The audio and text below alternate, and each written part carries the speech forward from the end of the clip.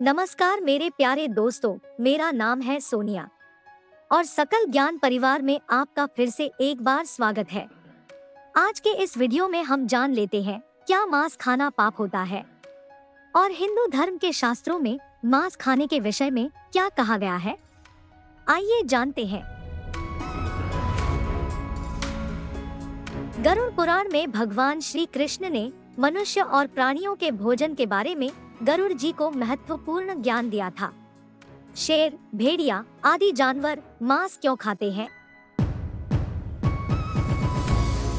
और मनुष्य, बंदर, गाय, वनस्पति क्यों खाते हैं? क्या वृक्षों में भी प्राण होते हैं?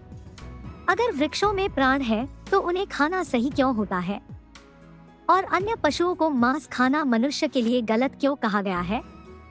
इसके बारे में भगवान श्री कृष्ण ने महत्वपूर्ण उपदेश दिया है जो आपको अवश्य जान लेना चाहिए।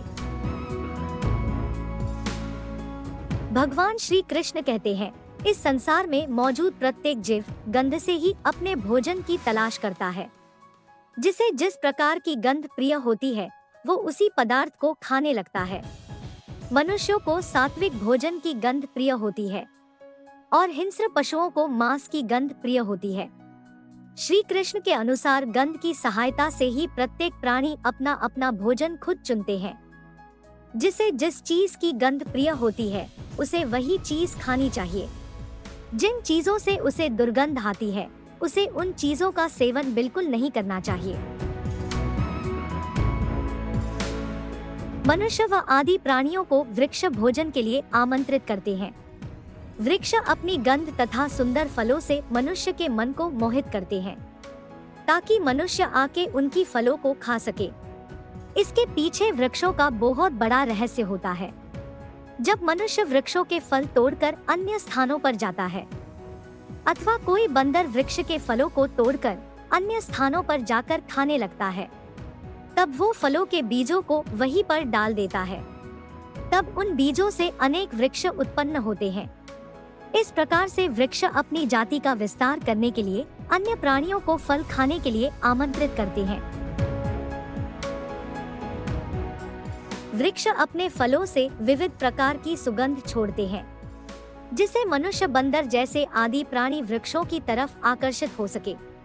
किंतु दूसरी ओर मांसाहारी प्राणियों को फलों की गंध अच्छी नहीं लगती है।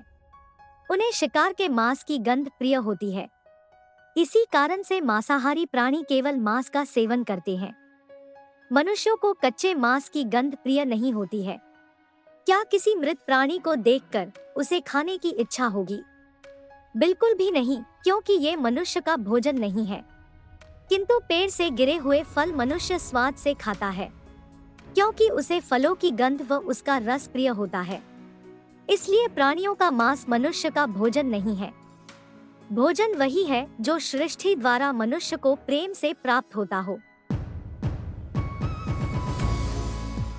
और वृक्ष मनुष्यों को अपने फल खाने के लिए स्वयं प्रेम से आकर्षित करते हैं। वृक्ष अपनी फूलों की गंध से, फलों की रस की गंध से मनुष्य के मन में भोजन करने की इच्छा जागृत करते हैं। इसलिए भगवान श्री कृष्ण कहते हैं, मनुष्य को वही भोजन करना चाहिए जो सृष्टि उन्हें स्वयं प्रदान करती हो। दोस्तों, आपको एक महत्वपूर्ण बात बताती हूँ। शरीर को मांस खाने के बाद डाइजेस्ट करने के लिए बहुत देर लगती है और तकलीफ भी होती है। मनुष्य जिस प्राणी का मांस खाता है उस प्राणी की जान जाते समय उसके अंदर जो भी भावनाएं होती है, इस कारण से उसके शरीर में कई प्रकार के हार्मोन्स तैयार होते हैं। घातक केमिकल उत्पन्न होते हैं जैसे कि क्रोधी, दुखी, पीड़ित, दर्दी, आक्रामक, भयभीत। ये सभी भावनाएं जैसे कि वैसी मांस खाने के बाद उस हार्मोन्स के द्वारा मनुष्य के अंदर आ जाते हैं और मनुष्य भी पशु समान व्यवहार करने लगता है। उसे जल्दी गुस्सा आ जाता है, छोटी छोटी बातों पर आक्रामक होने लगता है, प्राणियों समान अपने बुद्धि का कम से कम उपयोग करता है। और दूसरी तरफ फल खाने से शरीर को जल्दी से कैलोरीज मिलती है और शरीर एनर्जेटिक रहता है। मनुष्य सदा ऊर्जावान महसूस करता है। उसकी बुद्धि तेज हो जाती है और फल इजीली डाइजेस्ट हो जाते हैं, क्योंकि फल सब्जियां मनुष्यों के लिए बनाया हुआ आहार है। अन्य प्राणियों को मारकर उनका मांस खाना मनुष्य के लिए पाप माना गया है। तो मेरे प्यारे दोस्तों, इस प्रकार भगवान श्री कृष्ण के अनुसार मनुष्य को मांस नहीं खाना चाहिए, बल्कि उसे शाकाहारी भोजन ही करना चाहिए। तो मेरे प्यारे दोस्तों, शाकाहारी भोजन ही करें और अच्छी और हेल्दी लाइफ जिए। वीडियो में बताई गई जानकारी आपको कैसी लगी ये जरूर बताएं। वीडियो लास्ट तक देखने के लिए आपका बहुत बहुत धन्यवाद।